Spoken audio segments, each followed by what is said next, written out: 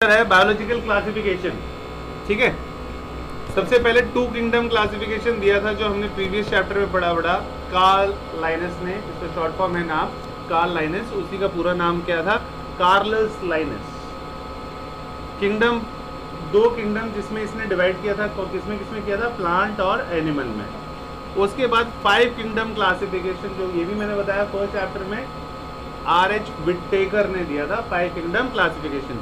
5 उंगली खोल लो और उसमें हर एक उंगली तुम्हारा किंगडम शो करेगा। एक कौन सा है बेटा, मोनेरा, एक है प्रोटिस्टा, एक है फंजाई, एक है प्लांट और एक है एनिमल। उसी को बोलते हैं ग्रीक वर्ड में प्लांटे और एनिमलिया।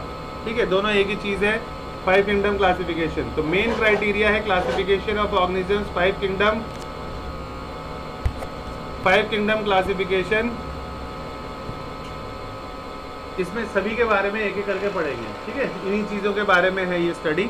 तो ये क्लास 9th का ही एक तरह से रिवीजन है, डाइवर्सिटी इन क्लासिफिकेशन चैप्टर का। तो बैक्टीरिया, सबसे पहले मोनेरा के बारे में पढ़ते हैं। आखिर मोनेरा में क्या क्या चीज़ें पढ़ना है। ठीक है, मोनेरा में क्या क्या चीज़ें पढ़ना है। इसमें bacteria as a sole member है। ठीक है, किसमें, मोनेरा में bacteria as a sole member है। उसके बाद बैक्टीरिया में अलग अलग शेप भी होते हैं, जैसे कोकस में कैसा शेप रहेगा, स्फेरिकल बॉल जैसा। बैसिलस में कैसा रहेगा, रॉड शेप का होता है। ठीक है, बैसिलस बैक्टीरिया जो होता है। और जो विब्रियम होगा, इसका शेप होता है, ये कॉलरा कॉज करता है। कॉलरा पता है ना, गंदा पानी, कंटेमिनेटेड वाटर पीने से होता है कॉलरा। इसका शेप कॉमा जैसा होता है।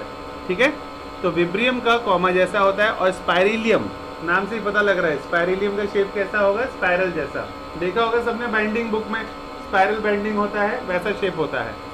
तो बैक्टीरिया ऑलमोस्ट सब जगह मिलते हैं और ये फोटोसिंथेटिक ऑटोट्रॉफ्स भी हो सकते हैं, कीमोसिंथेटिक ऑटोट्रॉफ्स भी हो सकते हैं। कीमोसिंथेटिक ऑटोट्रॉफ्स का मतलब होता है हीट्रोट्रॉफ। हीट्रोट्रॉफ, ऑटोट्रॉफ पता है ना सभी को, जो अपना खाना खुद बना लेते हैं ऑटोट्रॉफ, और जो दूसरों पे डिपेंड रहते हैं न्यूट्रिशन के लिए, वो हीट्रोट्रॉफ्स कहलाते हैं। बैक्टीरिया के 2 क्लासिफिकेशन है, एक है आर्की बैक्टीरिया और दूसरा है यू बैक्टीरिया।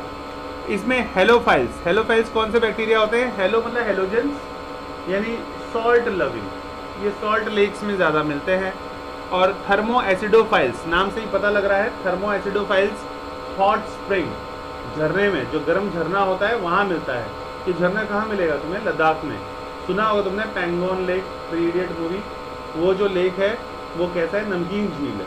ऐसे तो झील का पानी मीठा होता है पर वो नमकीन झील है, लेकिन ये जो हॉट होगा पानी, वहाँ मिलता है थर्मो एसिडोफाइल्स बैक्टीरिया। उसके बाद मिथेनोजेंस, नाम से पता लग रहा है कि मीथेन गैस वहाँ सबसे ज़्यादा मिलेगा, वहाँ मिथेनोजेंस होंगे। मार्श यानी दलदली इलाके में, कलकत्ता में बहुत ही दलदली इलाका, गंगा डेल्टा वाला जो क्षेत्र है वहाँ पे दलदली इलाका है, जहाँ पे शेर या रॉयल बंगाल टाइगर या मैनग्रूव्स के प्लांट पाए जाते हैं, तो ये वहाँ पे मिलता है। तो इसमें क्या होता है, मीथेन गैस प्रोड्यूस होता है। फोटोसिंथेटिक ऑटोट्रॉफ कौन कौन से हैं, साइनोबैक्टीरिया। साइनोबैक्टीरिया कहीं पे भी आ जाए तो डरना नहीं है, ब्लू ग्रीन एल्गी को ही कहा जाता है साइनोबैक्टीरिया। उसका एक एग्जांपल है ब्लू ग्रीन एल्गी, जिसको BGA के नाम से भी जाना जाता है। कुछ जैसे एनेबेइना और नॉस्टॉक जो है, इसमें स्पेशलाइज्ड सेल होते हैं, उन सेल्स को क्या कहा जाता है, हीट्रोसिस्ट। और इन हीट्रोसिस्ट का काम क्या होता है, नाइट्रोजन को फिक्स करना, क्योंकि इनको अपने सर्वाइवल के लिए नाइट्रोजन चाहिए होता है। ठीक है, एंटीना जैसा होता है। उसके बाद बेटा एल्गी ब्लूम, इसमें rich growth blue green algae का होता है, पूरे के पूरे सरफेस में पूरा पानी गंदा हो जाता है, वहाँ पे एल्गी ब्लूम बोलते हैं, एल्गी का ब्लूम आ गया पूरा। उसके बाद एल्गी ब्लूम जो है एक न्यूरोटॉक्सिन रिलीज करता है अपने अंदर से, केमिकल है ये, केमिकल को बोलते हैं न्यूरोटॉक्सिन्स। तो न्यूरोटॉक्सिन जो रिलीज करता है बेटा एल्गी ब्लूम, ये क्या करता है, ऑक्सीजन यूज़ कर लेता है। अगर ऑक्सीजन पानी का यूज़ कर लिया तो पानी में ऑक्सीजन का अमाउंट कम हो जाता है, तो पानी में ऑक्सीजन का अमाउंट कम हो जाता है और वो वाटर फिर फिट नहीं रहता यूज़ करने के लिए। उसके बाद बात करते हैं हम कीमोसिंथेटिक ऑटोट्रॉफ क्या होता है। नाम से ही पता लग रहा है कुछ केमिकल चीज़ है, तो ये ऑक्सीडाइज करता है अलग अलग इनऑर्गेनिक सब्सटेंस को, जैसे नाइट्रेट को नाइट्राइट्स में, अमोनिया, और उसके बाद एनर्जी रिलीज करता है और ATP का प्रोडक्शन होता है। ATP का फुल फॉर्म पता होना चाहिए, जो कि एनर्जी करेंसी भी है, एडिनोसाइन ट्राइफॉस्फेट। अगर हम नॉर्मल रेस्पिरेशन करते हैं तो 38 ATP रिलीज होता है, और अगर बैक्टीरिया लोग एनारोबिक रेस्पिरेशन परफॉर्म करते हैं तो ओनली 2 ATP रिलीज होता है, ये पता होना चाहिए, ठीक है। उसके बाद है हीट्रोट्रॉपिक बैक्टीरिया। तो डिकम्पोजर्स जो हो गया, जो बचपन से पढ़ते आए हैं, डिकम्पोजर्स होते कौन से हैं बेटा? डिकम्पोजर्स डेड ऑर्गेनिजम्स है ना, उनको खाते हैं, ठीक है। तो डिकम्पोजर्स हो गए, जैसे बैक्टीरिया, फंजा, ये सब डिकम्पोजर्स में आते हैं, जो मरी चीज़ों को, डेड चीज़ों को खा पी के उसको ऑक्सीडाइज करते हैं। तो हीट्रोट्रॉपिक बैक्टीरिया जो डिकम्पोजर्स है, ये कर्ड बनाने में भी हेल्प करते हैं। बैक्टीरिया का नाम तुम्हें पहले से ही पता है, लैक्टोबैसिलस, 8th क्लास में भी था, लैक्टोबैसिलस। उसके बाद प्रोडक्शन ऑफ एंटीबायोटिक जो होता है, तो उनको भी हेल्प करते हैं बेटा, उनमें नाइट्रोजन फिक्सेशन में भी हेल्प करते हैं ये, और कई बीमारियां भी कॉज करते हैं। कौन कौन से बैक्टीरिया वाले 3-4 कोई सा भी बीमारी का नाम याद रखो, cholera, typhoid, tetanus, citrus canker. Citrus canker orange, नींबू, जो भी खट्टे चीज़ों वाला पेड़ पौधा होता है उसमें कॉज करता है बैक्टीरिया, ठीक है। कॉलरा पता ही है, कंटामिनेटेड वाटर, गंदा पानी पीने की वजह से होता है। टाइफाइड भी उसी वजह से होता है, बेलाना में अगर कोई आया है, अगर उसको टाइफाइड नहीं हुआ, इसका मतलब वो बेलाना का वासी नहीं है, ठीक है। एक ना एक बार हर इंसान को टाइफाइड होता ही होता है, मुझे 2 बार हुआ था, फिर मैंने आरओ लगा लिया, उसके बाद नहीं हुआ। तो वो कंटामिनेटेड वाटर कंज्यूम करने से ही होता है, ठीक है, टाइफाइड। उसके बाद बात करते हैं माइकोप्लाज्म। माइकोप्लाज्म भी एक तरह का बैक्टीरिया है बेटा। तो कंप्लीटली इसमें कोई सेल वॉल नहीं होता माइकोप्लाज्म में। स्मॉलेस्ट, दुनिया का सबसे स्मॉलेस्ट लिविंग सेल्स अगर कोई पूछे कौन है तो क्या बोलोगे? माइकोप्लाज्म। ये बिना ऑक्सीजन के भी सर्वाइव कर सकता है, दिक्कत तो यही है। और पैथोजेनिक होता है, मतलब पैथोजेनिक मतलब होता है हर माइक्रो बीमारी कॉज नहीं करता, लेकिन the micro organisms which causes disease उसको बोला जाता है पैथोजेंस, ठीक है। तो पैथोजेंस मतलब वो बैक्टीरिया जो बीमारी कॉज करेगा उसको बोला जाएगा पैथोजेंस। अब हम बात करेंगे बेटा किंगडम प्रोटिस्टा के बारे में। हम किसके बारे में बात कर रहे हैं? वो 5 किंगडम क्लासिफिकेशन जो R.H. विटेकर ने दिया था, तो उसमें से सेकंड क्लासिफिकेशन है प्रोटिस्टा। तो प्रोटिस्टा में देखो क्या है, 9th में थोड़ा सा है लेकिन 11th में अब डीप में है। डीप में क्या क्या चीज़ें हैं पॉइंट्स में दिए गए हैं, so that you can easy remember all this points. तो सबसे पहले बेटा जितने भी सिंगल सेल्ड यूकैरियोट्स होते हैं वो क्या कहलाते हैं? प्रोटिस्टा कहलाते हैं। उसमें ये एक लिंक है बेटा, माना जाता है कि प्रोटिस्टा एक लिंक है प्लांट, एनिमल्स और फंजाई के बीच में। तो लिंक का काम कौन करता है? प्रोटिस्टा करता है। सबसे पहले बात करते हैं हम क्राइसोफाइट्स। क्राइसोफाइट्स क्या होते हैं बेटा? इसमें डायटम्स होते हैं और गोल्डन एल्गी भी होते हैं। तो फ्रेश वाटर या मरीन में दोनों जगह पाए जाते हैं। फोटोसिंथेटिक से क्या समझ रहे हो? अपना खाना अपनी बॉडी में खुद बना लेते हैं। और उसके बाद माइक्रोस्कोपिक प्लैंकटन होते हैं।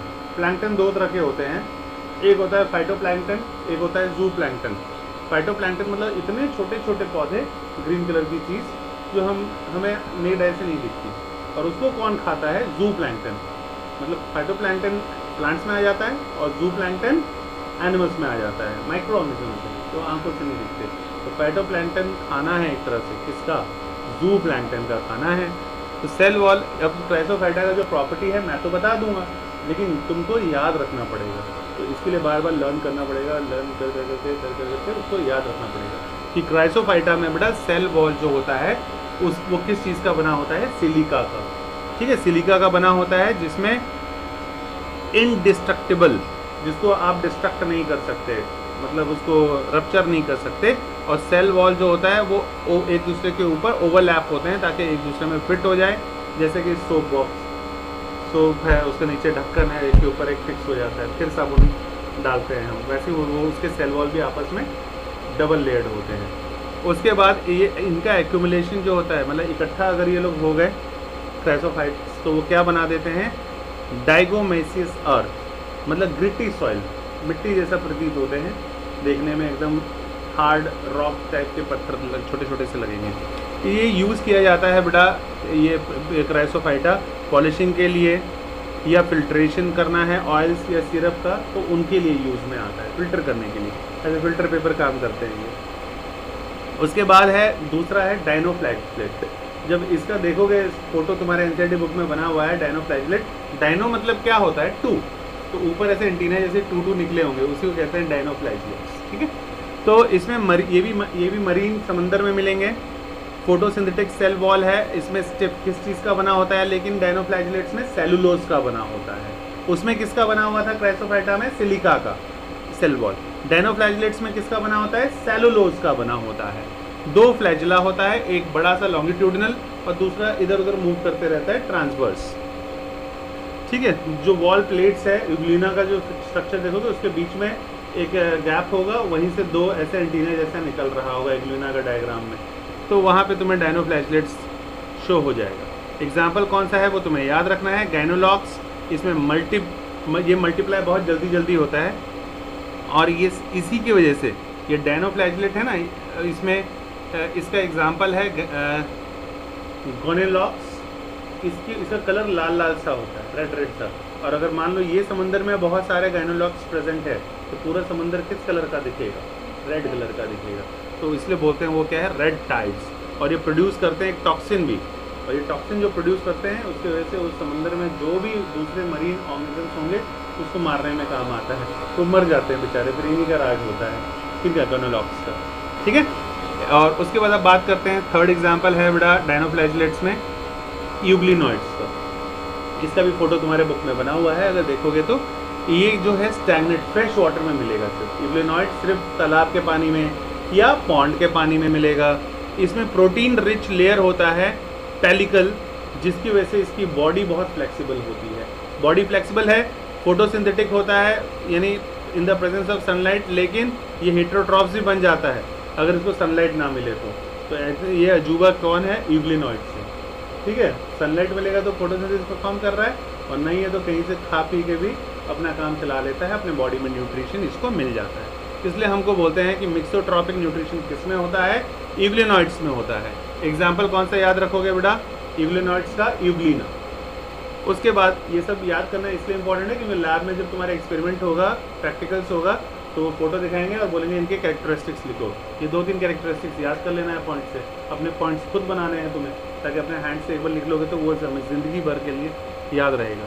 दूसरा है बेटा कौन सा है, स्लाइम माउल्ट्स। स्लाइम माउल्ट्स मतलब सैप्रोफाइटिक प्रोटिस्ट। तो सैप्रोफाइटिक प्रोटिस्ट जो है, इसमें सूटेबल कंडीशन जो जब मिलता है तो ये आपस में इकट्ठा होकर क्या बना देते हैं, प्लाज्मोडियम। हमें पता है ना प्लाज्मोडियम क्या कॉज करता है हमें, मलेरिया।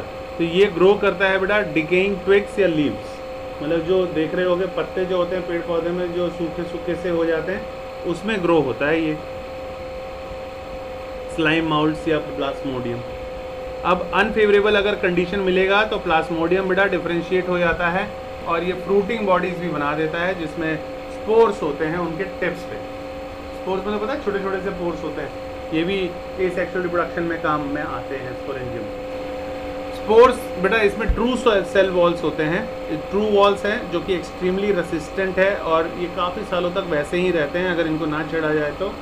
और ये डिस्पर्स्ड, जब हवा चलती है तेज तो यहाँ से वहाँ भटकते रहते हैं। उसके बाद 5th कैटेगरी है बेटा प्रोटोजोन्स।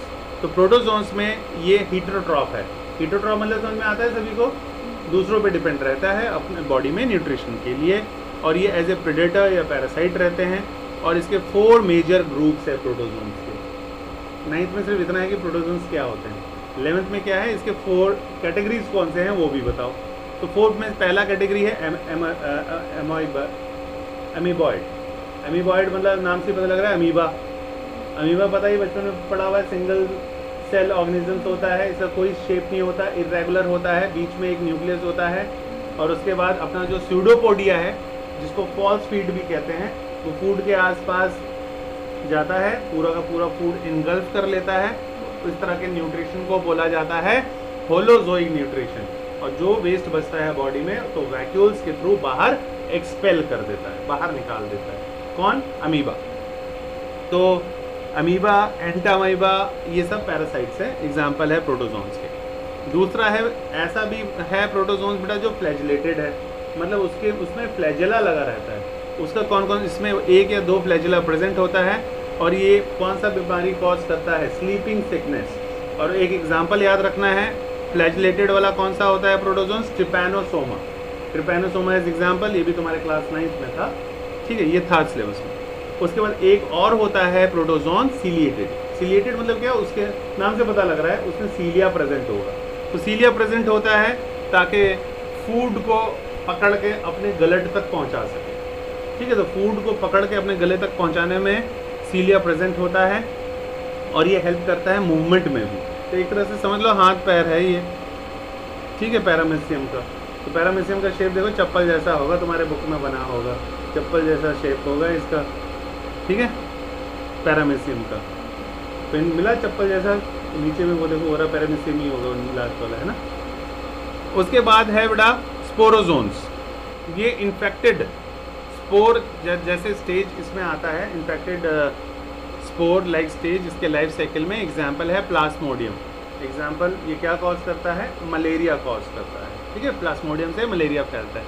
वैसे तो हमें पता है फीमेल एनोफिस मॉस्किटोज, उसके पैर में प्रोटोजोन्स होता है, पहले वो सक करता है हमारा ब्लड, सकर से जब ब्लड आ जाता है तो उसके पैर में जो प्रोटोजोन्स है वो टच कर देता है, तो फिर वो प्रोटोजोन्स कहाँ आ जाता है? हमारे ब्लड में आ जाता है। फिर वो हमारे ब्लड के अंदर घुस जाता है, फिर वो हमारे बॉडी के सेल्स को खाते रहता है, वो स्ट्रांग होते जाता है और हम वीक होते जाते हैं, फिर बुखार कॉज होता है ना। अब नेक्स्ट चीज़ है बेटा फंगस के बारे में पढ़ेंगे। फंजाई, कौन सा किंगडम है? फंजाई। तो इसमें डिफरेंट फंगस के बारे में पढ़ने वाले हैं हम। एक तो फंगस कहाँ देखा है तुमने? ब्रेड माउल्ड पे। अगर नहीं देखा है तो घर में जाकर ब्रेड को गीला गीला करके छोड़ देना किसी कोने में डाल के, किसी बच्चे का हाथ ना पहुँचने पाए, क्योंकि अगर मान लो किसी बच्चे ने उसको ऐसे पकड़ लिया है, वो हरा हो गया, ऐसे पकड़ लेते हैं और फिर बोला ओह क्या है, तो ज़िंदगी भर बाल ही नहीं आएगा, बाल फिर पकड़ के ऐसे का ऐसे पूरा गुच्छा आ जाएगा, है ना। तो बालों में फंगस की बीमारी जो होती है वो फंगस के कारण होती है। और उसमें सबसे बड़ी गलती क्या करते हैं हम? कमांड हॉस्पिटल, क्योंकि हम सारे डिफेंस बैकग्राउंड वाले हैं ना, तो हम लोग सबसे पहले भागते हैं कहाँ? कमांड हॉस्पिटल, और बोलते हैं जल्दी जल्दी ठीक करो, और बोला अच्छा जल्दी लो, इंजेक्शन दे देता है सर में। तो सर में इंजेक्शन एक बार दे देता है तो ये बेटा ये कोई अच्छी बात नहीं है, तो मैं पहले ही बता दूँ, जानकारी होनी चाहिए तुम्हें, क्योंकि तुम पढ़े लिखे हो। तो एक बार अगर सर में इंजेक्शन लग गया तो जहाँ इंजेक्शन लग गया है वहाँ फंगस का ग्रोथ तो नहीं होगा, पर ज़िंदगी में कभी उस जगह पे बाल नहीं आएगा। तो इसीलिए क्रीम से ठीक हो जाए जितना उतना बढ़िया है, मतलब steady and slow win the race वाला चीज़ होना चाहिए मेडिकेशन। हिटोट्रॉपिक ऑर्गेनिज्म होता है, ये भी दूसरों पे डिपेंड रहता है खाना बनाने के लिए। नॉन क्लोरोफाइलस हाइफे प्रेजेंट होता है, देखोगे डायग्राम में बना होगा एक हाइफे। उसके बाद नेटवर्क जो है हाइफे का, बहुत सारा हाइफे जब प्रेजेंट होगा तो उसको क्या बोल दिया जाता है? माइसेलियम। माइसीलियम बोल देते हैं उसे। हाइफे जिसमें मल्टी न्यूक्लिएटेड साइटोप्लाज्म होता है उसको बोलते हैं सिनोसाइटिक हाइफे। उसके बाद सेल वॉल, ये किस चीज़ का बना होता है? इसका याद रखना है, फंजाई का। फंजाई का सेल वॉल बना होता है बेटा काइटिन का और पॉलीसैकेराइड्स का। पॉलीसैकेराइड्स क्या है? एक शुगर है, ठीक है। उसके बाद सेप्रोफाइटिक, पैरासिटिक और सिम्बायोटिक। सिम्बायोटिक मतलब जानते हो क्या होता है? लाइचेंस और माइकोरिजा, ये कैसा रिलेशन बनाते हैं? सिम्बायोटिक। सिम्बायोटिक रिलेशनशिप को बोला जाता है म्यूचुअलिज्म। म्यूचुअलिज्म मतलब जिसमें दोनों को फायदा होता है। जब एक रिलेशन में दोनों को फायदा होता है उस रिलेशन को बोला जाता है सिम्बायोटिक रिलेशनशिप। एग्जाम्पल है पुशीनिया। पुशीनिया किस में होता है? वीट रस्ट डिसीज कॉज करता है बेटा, यानी फंगस से होता है। वीट जो होता है उसका फसल पूरी बर्बाद हो जाती है अगर फंगस लग गया, ये वाला, ठीक है। पुशीनिया। पेंसिलियम, पुशीनिया यूज़ होता है पेंसिलियम बनाने में। पेंसिलियम क्या है? एंटीबायोटिक है, पेंसिलियम बनाने में भी यूज़ में आता है ये। और ईस्ट जो है वो एक यूनिसेलुलर फंगस है, ठीक है। रिप्रोडक्शन जो होता है बड़ा अलग अलग वेजिटेटिव मीन्स, यानी कैसे कैसे हो सकता है? फ्रेगमेंटेशन के द्वारा हो सकता है। फ्रेगमेंटेशन मतलब समझते हो?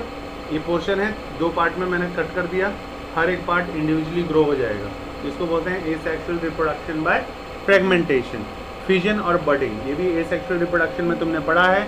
फिजन किस में पढ़ा है? अमीबा में। अमीबा 1 से 2 में टूटता है, 2 से 4 में, 4 से 8 में। इस तरह का फिजन या टूटना क्या कहलाता है? Binary fission. और एक पढ़ा है तुमने बडिंग। बडिंग तुमने 2 जगह पढ़ा है, दोनों याद दिला दे रहा हूँ। एक है एक्सटर्नल डिवीजन होता है बॉडी में, हाइड्रा है। हाइड्रा के साइड में बॉडी के बाहर एक्सटर्नल एक बर्ड निकलता है, फिर धीरे धीरे उसका ग्रोथ होते जाता है, वो हाइड्रा बन जाता है, और जो पेरेंट वाला है उसकी डेथ हो जाती है। और एक होता है इंटरनल डिवीजन बॉडी के अंदर, वो किस में होता है? ईस्ट में। हमारी मम्मी जो इडली डोसा बनाते हैं तो वो एक्चुअली अगले दिन तक फूल जाता है। तो फूलता कैसे है? क्योंकि उसके अंदर ग्रोथ हो जाता है। इसका ग्रोथ हो जाता है, ईस्ट का ग्रोथ हो जाता है, ठीक है। तो उसके अंदर जो होता है मल्टीपल डिवीजन होता है बॉडी में, जल्दी जल्दी ग्रोथ होता है, एक ही दिन में ग्रोथ हो जाता है, इसलिए वो फूल जाता है इजीली, ठीक है। उसके बाद बेटा सेक्सुअल साइकिल में 3 स्टेप्स होता है, ठीक है। सेक्सुअल रिप्रोडक्शन oospore से या एस्कोस्पोर से या बेसिडियोस्पोर से प्रोड्यूस करेगा फ्रूटिंग बॉडीज। ये बहुत ही इंपॉर्टेंट टॉपिक है जो पेपर में पूछ लेते हैं। तो सेक्सुअल साइकिल में 3 साइकिल्स या 3 स्टेप्स इन्वॉल्व होते हैं। पहला स्टेप्स है बेटा प्लाज्मोगैमी, ये एग्जाम में आ जाता है। प्लाज्मोगैमी जिसको बोलते हैं प्रोटोप्लाज्म आपस में इकट्ठा हो गया, सेल आपस में इकट्ठा हो गया, सेल के अंदर जितना कंटेंट था प्रोटोप्लाज्म वो दोनों आपस में इकट्ठा हो गया। इकट्ठा हो जाएगा तो क्या होगा? सेल का अमाउंट जो है वॉल्यूम बढ़ जाएगा, ठीक है। तो प्रोटोप्लाज्म इकट्ठा हो जाता है प्लाज्मोगैमी में।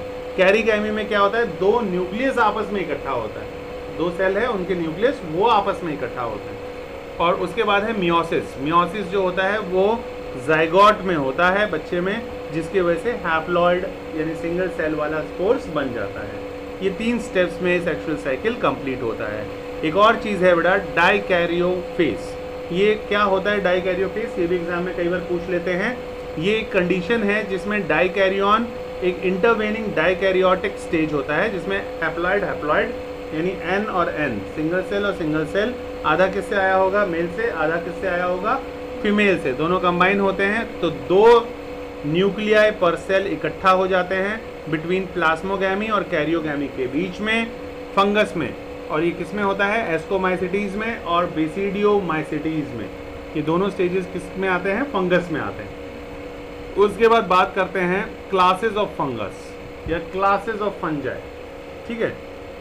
इसमें सबसे पहला है क्लासेस ऑफ फंगस में बेटा फाइकोमाइसिटीज। फाइकोमाइसिटीज में क्या होता है? ये ग्रो होता है डिकेइंग वुड में या ऑब्लिगेट पैरासाइट्स प्लांट्स में। तो इसमें माइसीलियम एसेप्टेट होता है, मतलब सेप्टेट प्रेजेंट नहीं होता है, और कोइनोसाइटिक होता है, बीच में होता है, वहाँ से निकलता है सेप्टेट। स्पोर्स जो प्रोड्यूस होता है वो एंडोजिनियसली होता है स्पोरेंजियम में, अंदर से ही होता है उसमें डिवीजन, बाहर से नहीं होगा कोई भी डिवीजन। और एसेक्सुअल रिप्रोडक्शन होता है, किसमें होगा एसेक्सुअल रिप्रोडक्शन? जूस्पोर या फिर उसको बोलते हैं अप्लानोस्पोर्स, दोनों एक ही चीज़ है। उसके बाद जूस्पोर्स, ज़ाइगोस्पोर्स जो है वो बनता है जब 2 गैमेट्स आपस में कंबाइंड होते हैं। एग्जाम्पल याद रखने हैं तुम्हें, राइजोफस, एल्ब्यूगो और म्यूकर।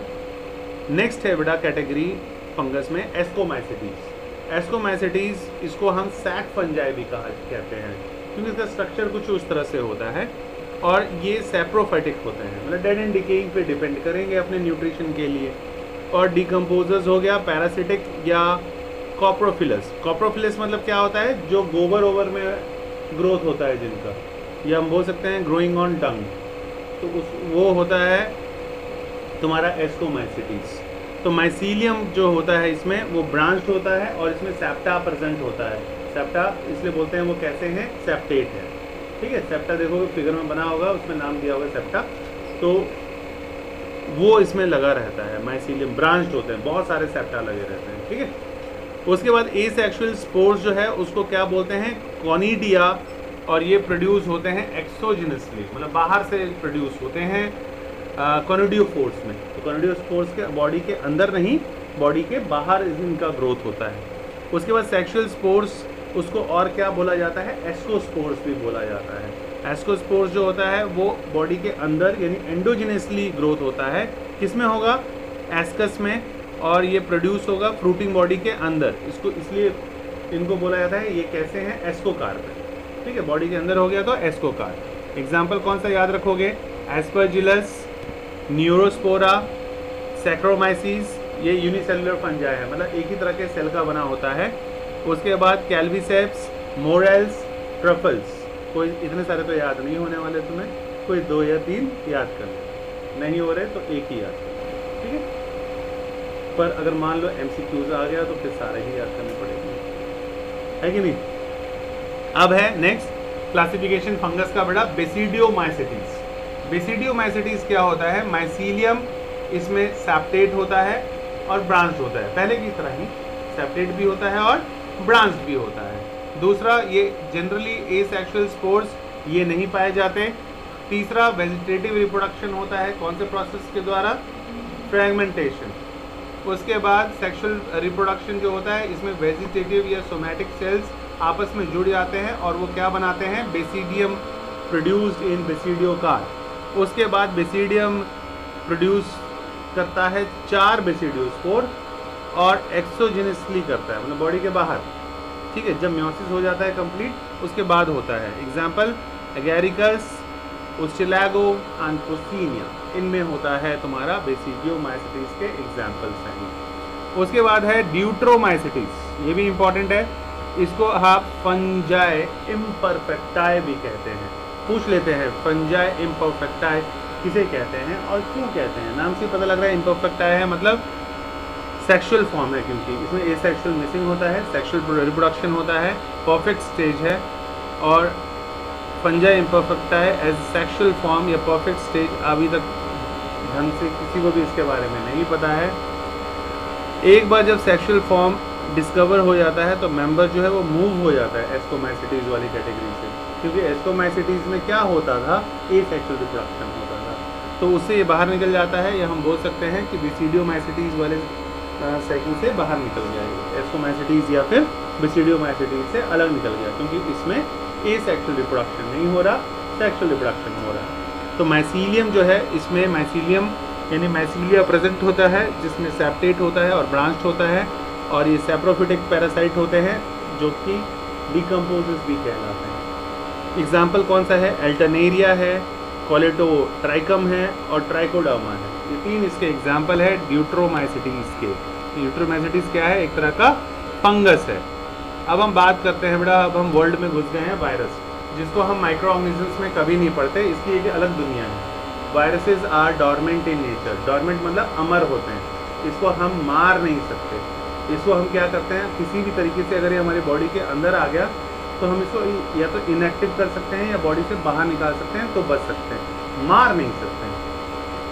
अगर वो यहाँ पड़ा हुआ है तो it will behave like a non living object, पर किसी भी वेक्टर्स के थ्रू या हमारी बॉडी के अंदर आ गया, चाहे वो ब्लड के थ्रू या सेमन के थ्रू या एयर के थ्रू या वाटर के थ्रू या किसी भी थ्रू आ गया, ब्लड के थ्रू, तो फिर it will start behaving like a living object. फिर वो हमारी बॉडी के सेल्स को खाते जाएगा और हमारी बॉडी वीक होती जाएगी और ये स्ट्रॉन्ग होते जाएगा और फिर हम बीमार हो जाएंगे, ठीक है। तो वायरसेस जो है इसको क्लासिफिकेशन में किसी ने जगह नहीं दी है। स्टडी ऑफ वायरस क्या कहलाता है? वायरोलॉजी कहलाता है, ठीक है। उसमें फिर वेरियंस होता है, वायरॉइड्स होता है। तो ये ट्रूली लिविंग ऑब्जेक्ट नहीं है, नॉन सेलुलर ऑर्गेनिजम्स है, जो कि एक मशीनरी ले लेते हैं, जिसके अंदर घुस जाते हैं उसका पूरा का पूरा बॉडी, फिर ये ऑपरेट करना शुरू कर देते हैं, फिर ये अपनी मर्जी से चलते हैं। वायरस का मतलब होता है विनोम। विनोम मतलब क्या होता है? पॉइजनस फ्लूड, यानी जहरीला फ्लूड, ठीक है। तो पाश्चर ने दिया था ये टर्म इसको, वायरस, ठीक है। तो इवानोस्की ने क्या पाया? डीजे इवानोस्की ने, उसने ये पाया कि बहुत सारे माइक्रोब्स जो कि कॉज करते हैं टोबैको मोसाइक डिसीज़, ये वायरस है। टोबैको मोसाइक वायरस जो होता है टोबैको के प्लांट में कॉज किया था इसने सबसे पहले, इसलिए इसका नाम उसी के नाम के बेसिस पे रख दिया गया है। इसमें बेजरनिक ने क्या किया? बेजरनिक ने इसी फ्लूड को नाम दे दिया कॉन्टेजियम वाइवम फ्लूइडम। तो खतरनाक नाम है, 1-2 बार पढ़ते रहना, याद हो जाएगा बेटा, ठीक है। पहली बार आता है तो बहुत खतरनाक लगता है। कॉन्टेजियम वाइवम फ्लूइडम, यानी याद नहीं हो रहा तो CVF, ठीक है, CVF के नाम से भी जाना जाता है। उसके बाद वायरसेस जो हैं वो ऑब्लिगेट पैरासाइट्स है। ऑब्लिगेट मतलब समझते हो क्या होता है? जो अभी कहानी बताया, अगर बाहर पड़ा रहेगा तो it will behave like a non living object, लेकिन किसी भी मीन्स या किसी भी रास्ते के थ्रू हमारी बॉडी में घुस गया तो it will behave like a living object. इसी को इंग्लिश में बोल देते हैं वायरसेस आर ऑब्लिगेट पैरासाइट। अब स्ट्रक्चर ऑफ वायरस के बारे में बात करते हैं। स्ट्रक्चर तुम्हारे बुक में बना हुआ है, ऊपर एक हेड होगा, नीचे एक टेल होगा, ठीक है, एंटीना जैसा उसका फिगर होगा, देखोगे तो, है ना, ये लगेगा कि कोई मशीन बनाई हुई है। तो ये बेटा न्यूक्लियो प्रोटीन जो होता है वायरस का, वो किस चीज़ का बना होता है? एक प्रोटीन के कोट का बना होता है। इस वायरस के ऊपर एक लेयर होती है, उसको बोला जाता है कैप्सिड। कैप्सिड का बना होता है और इसमें कैप्सोमर्स अरेंज्ड होते हैं हेलिकल या पॉलीहेड्रल ज्योमेट्रिक फॉर्म में, इसमें या तो डीएनए होगा या आरएनए होगा एज ए जेनेटिक मटेरियल। ये इसका मॉडल हम आगे जाके चैप्टर्स में पढ़ेंगे, जो कि वॉटसन और क्रिक ने दिया था। 2 पेन को या 2 पेंसिल को पकड़ के उसका फिगर बनाएंगे, फिर उसमें एडेनिन, गुआनिन, थायमिन, साइटोसिल, यूरेसिल, इन सब के बारे में पढ़ेंगे। तो इसमें बेटा याद रखो, यूजली प्लांट वायरस जो होते हैं उसमें सिंगल स्टैंडर्ड आरएनए होता है, ठीक है। सिंगल स्टैंडर्ड आरएनए होता है। बैक्टीरियोफेजेस अगर हो गया, बैक्टीरियोफेजेस मतलब क्या होता है बेटा, बड़ा खतरनाक वर्ड है बैक्टीरियोफेजेस। वो बैक्टीरिया जो डिसीज कॉज करता है वायरस में, उन बैक्टीरिया को बोलते हैं बैक्टीरियोफेजेस, ठीक है। बैक्टीरिया वायरस में घुस के बीमारी कॉज करेगा, इतना खतरनाक, तो इसलिए उसको बोला जाता है बैक्टीरियोफेजेस, क्योंकि उसमें डबल स्टैंडर्ड डीएनए होता है, ठीक है। और एनिमल वायरस जो होता है उसमें सिंगल या डबल लेयर्ड आरएनए या डबल स्टैंडर्ड डीएनए प्रेजेंट हो सकता है। डिसीज़ जो ह्यूमन में कॉज करता है वायरस, तो हम बचपन से ही पढ़ते आ रहे हैं, एड्स। एड्स का फुल फॉर्म होता है एक्वायर्ड इम्यूनो डेफिशिएंसी सिंड्रोम। कौन कॉज करता है? एचआईवी। एचआईवी मतलब ह्यूमन इम्यूनो डेफिशिएंसी वायरस, ठीक है, एचआईवी। कोई पूछेगा क्या एड्स कोई बीमारी है? नहीं, कोई बीमारी नहीं है। एड्स कोई बीमारी नहीं होती है, बल्कि हमारी बॉडी का जो इम्यून पावर है to fight against the disease, उसे बोलते हैं इम्यूनिटी। हॉर्लिक्स खाते हैं ना बोन मीटा इम्यूनिटी बढ़ाने के लिए, तो दलिया खाएंगे तो ज़्यादा बढ़ेगा बेटा ताकत। गांव के लोगों में इसलिए ताकत ज़्यादा होता है एज़ कम्पेयर टू शहर के बच्चों, क्योंकि शहर के बच्चे 1 चम्मच खाते हैं हॉर्लिक्स का, उसमें 70% चीनी होता है, बाकी फ्लेवर होता है, बाकी कुछ नहीं होता है ना। And you will be surprise to know कि जो माल्ट होता है, जो भूसा वूसा जो बच जाता है गेहूँ का, जो लास्ट में जो बच जाता है, तो वो कंपनियाँ 2-2 रुपये किलो नहीं, 1-1 रुपये किलो, 10 रुपये 100 किलो खरीद के ले जाती हैं अपने पास। उसमें थोड़ा फ्लेवर मिलाती है, थोड़ा चीनी मिलाती है, और फिर उसको डब्बे में पैक करती है, और उसका नाम चेंज हो जाता है बोन मीटा, हॉर्लिक्स, माल्टोवा। और फिर हम उसको 400-400 रुपये का आधा किलो लेके आते हैं कैंटीन से, खाते हैं और बोलते हैं वाह I am a Complan boy, ठीक है। मतलब कि अगर वो नहीं भी खाएंगे तब भी हमारी बॉडी में हड्डियों में शक्ति होगी। अगर हम दलिया खा रहे हैं, गेहूँ खा रहे हैं, चावल खा रहे हैं बिना मिलावट वाला, तो उससे ज़्यादा इम्यूनिटी पावर डेवलप होती है हमारी बॉडी में, ठीक है। तो उसको कम करने का काम करता है इम्यूनिटी पावर का एड्स। मतलब अगर मान लो अभी हम जब बैठे हैं, हमारे ऊपर बहुत सारे वायरस बैक्टीरिया अटैक कर रहे हैं, लेकिन हमें कुछ हो नहीं रहा, क्योंकि बचपन में हमें इंजेक्शन लग गए, तो हमारी बॉडी क्या हो गई है, उन डिसीजेस के प्रति इम्यून हो गई है। लेकिन जब एड्स होता है तो वो इम्यूनिटी वाला जो साइकिल है वो डैमेज हो जाता है, फिर वायरस बैक्टीरिया सब कुछ घुसना शुरू कर देते हैं। यहाँ से कट करोगे, अगर ब्लड निकल रहा है तो ब्लड निकलते ही रहेगा, रुकेगा ही नहीं। सर्दी हो गई है तो खांसी होते रहेगी, टीवी में तब्दील हो जाएगी, ठीक है, रुकेगी ही नहीं, क्योंकि बॉडी का इम्यूनिटी पावर ख़त्म हो गया। तो basically it's not a disease, AIDS, ये बॉडी का इम्यूनिटी पावर ख़त्म हो जाता है। कैसे फैलता है? Due to the transmission of blood या सेमन, इनके ट्रांसफ़र से इन्फेक्टेड पर्सन से नॉर्मल पर्सन में फैलता है। या फिर किसी कोई ब्लड डोनेट करने गया है, सिरिंज किसी एड्स पेशेंट को घुसाया गया, उससे निकाला गया और फिर हेल्दी पर्सन को दे दिया गया। अब वो सिरिंज आ गया अंदर, या कई लोग जो नशे करते हैं, इंजेक्शन लेते हैं, अरे यार मुझे भी लगाया, उसको एड्स था, अब उसके नीडल्स में वो है ऑलरेडी वायरस, वो दोबारा हेल्दी पर्सन्स में लगेगा, तो it will cause that disease, ठीक है। उसके बाद वायरॉइड्स। अब उसके बाद वायरॉइड्स क्या होता है? वायरॉइड्स होता है इन्फेक्शियस एजेंट। इसमें फ्री आरएनए होता है, मतलब इसमें प्रोटीन कोड प्रेजेंट नहीं होता। जैसे वायरस में प्रोटीन कोड प्रेजेंट था, तो वायरॉइड्स में क्या होता है? फ्री आरएनए होता है। फ्री आरएनए का क्या मतलब होता है कि भाई प्रोटीन का कोई भी कोड इस पर प्रेजेंट नहीं है। उसके बाद बेटा आरएनए जो होता है वायरॉइड्स में, वो बहुत ही हल्का होता है, लो मॉलिकुलर वेट। ये क्या कॉज करता है? Potato spindle tuber disease. और ये किसने खोज की थी? टी.ओ. डीनर ने खोज की थी। अब बात करते हैं लाइचेंस की। तो सिम्बायोटिक एसोसिएशन, लाइचेंस जो है एल्गी के साथ ज़्यादातर सिम्बायोटिक रिलेशनशिप, या उस सिम्बायोटिक रिलेशनशिप को बोला जाता है म्यूचुअलिज्म। मतलब एक ऐसा रिलेशन जिसमें दोनों को फ़ायदा होता है, एक को शेल्टर मिल जाता है और एक को फूड मिल जाता है, ठीक है। ऐसे अगर मैं सिम्बायोटिक रिलेशनशिप के बारे में बात करूँ तो याद करो बचपन में तुमने पढ़ा था राइजोबियम लेग्यूमिनस प्लांट में रहता था। लेग्यूमिनस प्लांट यानी मटर हो गया, दाल हो गया, इनके रूट नोड्यूल्स में अब जो राइजोबियम रह रहा है तो राइजोबियम को क्या मिल गया, शेल्टर यानी घर मिल गया, और उसका काम क्या है, नाइट्रोजन को फिक्स करना, तो प्लांट को खाना मिल गया नाइट्रोजन। तो वैसे रिलेशन को भी बोला जाता है सिम्बायोटिक रिलेशनशिप या फिर म्यूचुअलिज्म। ओके, उसके बाद एल्गी जो होता है ये फूड प्रोवाइड करता है बेटा, फंगस प्रोवाइड करता है शेल्टर और एब्जॉर्ब करता है न्यूट्रिशन और वाटर एल्गी के लिए। इसका एग्जांपल क्लास 8 के सेकंड चैप्टर में फूड एंड माइक्रोऑर्गेनिज्म वाले फूड फ्रेंड माइक्रोऑर्गेनिजम्स अ फ्रेंड और अ फो, उसमें तुम पढ़ चुके हो। गुड पॉल्यूशन जो है indicators as they do not grow in polluted areas. तो अगर कहीं साफ सफाई ज़्यादा है तो वहाँ लाइसेंस ग्रो जल्दी हो जाता है, जहाँ गंदगी ज़्यादा है वहाँ लाइसेंस नहीं जल्दी ग्रो होता। तो ये इंडिकेटर भी है कहाँ पे पॉल्यूशन ज़्यादा है, कहाँ पे पॉल्यूशन कम है। आई होप सो ये चैप्टर समझ में आ गया होगा, लेकिन लर्न तो बेटा तुम्हें ही करना पड़ेगा, इज़ वेरी इम्पॉर्टेंट।